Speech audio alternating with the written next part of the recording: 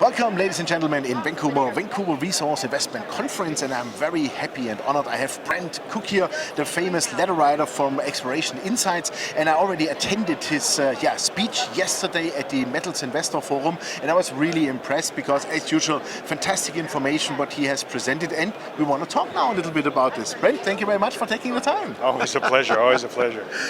As I did already yesterday, your presentation, I really liked it because it was straight to the point and sensational information, a lot even I didn't knew, and I'm pretty long in the business, but it's always perfect to have the opportunity to talk to somebody like you are.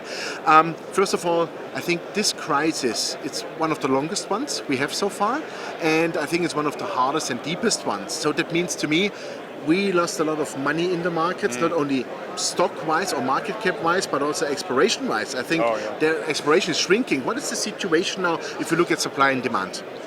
I don't deal a lot with supply and demand of the metal per se on a monthly, yearly basis, but what's really happening, and I think this is important for your your listeners and viewers, is that we are mining the equivalent of one Bingham copper mine a year. That's 18 million tons of copper every year.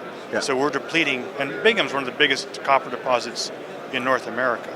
So we're depleting one of those a year, and we are not finding one of those a year. So there's a deficit building up. Likewise with gold, we're mining the equivalent of one Carlin Trend a year, 90 million ounces. Wow. And on average, we're finding about 40 million ounces a year. So there's a 50 million ounce gap that we're not replacing.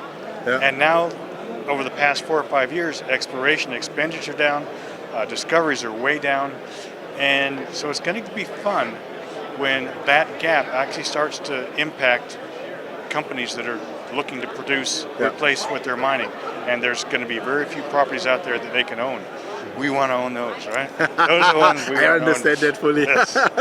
But when do you think this is kicking into the price? I mean, copper is at $2. To me, ridiculous, especially with the trend of, let's say, electrification of the mobilization.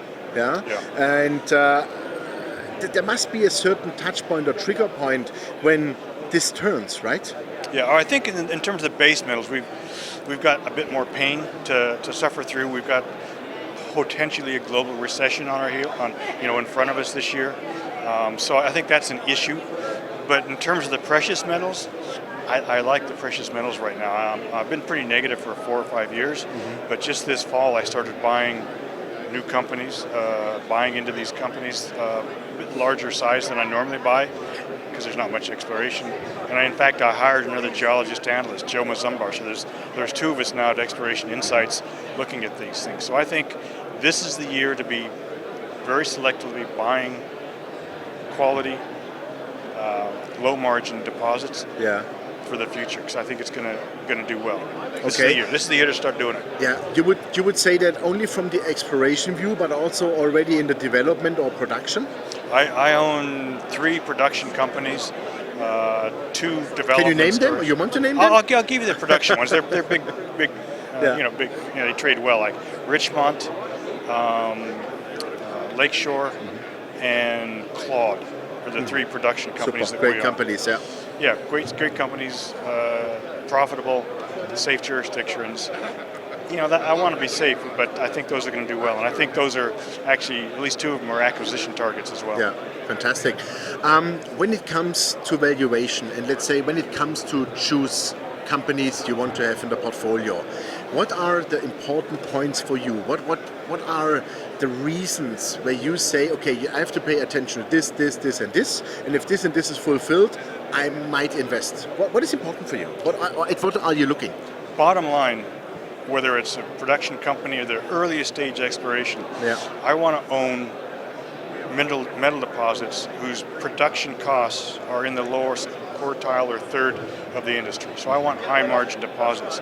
So if I walk onto a prospect and all they've got is a bunch of rock samples and they look good, if I look at that rock, I need to right then determine roughly where are we, what's the infrastructure, what's the capex going to be to build this thing?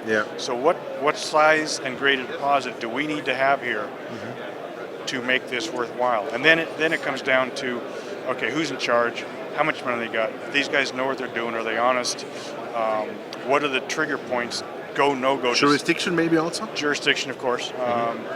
And yeah, what are the trigger points? What do we need to see going forward to keep me convinced that this is a good property to be in?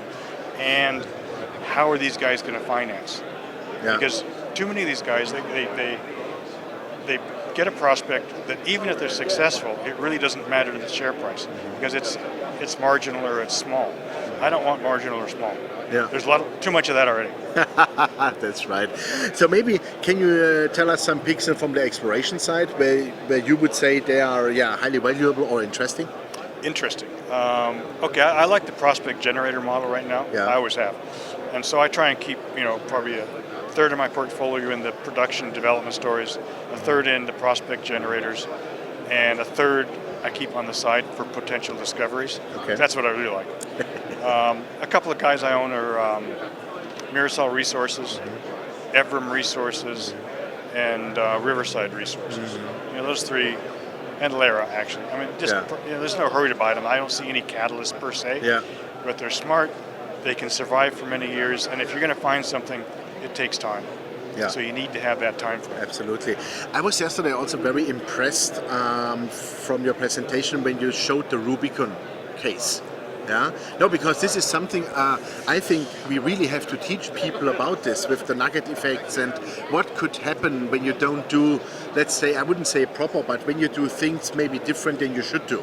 Can you maybe elaborate a little bit how you find it or how you saw it? Yeah, it's tough.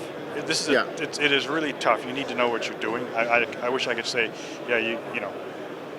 anybody can do it, but you can't. It's not like a straight plan, that's for sure. No, everything is different. I looked at Rubicon in 2011 and said no way, and then we went through it again this year. In fact, if your viewers want, I'd be happy to send this report that we did in my newsletter. Just send me an email at information. I would love to. Great. But really, I went through in detail where the drill intersections were on the drill holes and what the resource estimator had done with those intersections. And they'd blown them out. They pushed these very high-grade nuggety intersections into places where there wasn't any. And they were connecting the mineralization where it didn't connect. And you really, for a vein deposit, you need to be able to connect the dots so that when you're mining, you know where you're mining. If it's there and there and there and there, you've got a problem. Yeah, absolutely. Your costs go way up. And that was the problem, is that I think,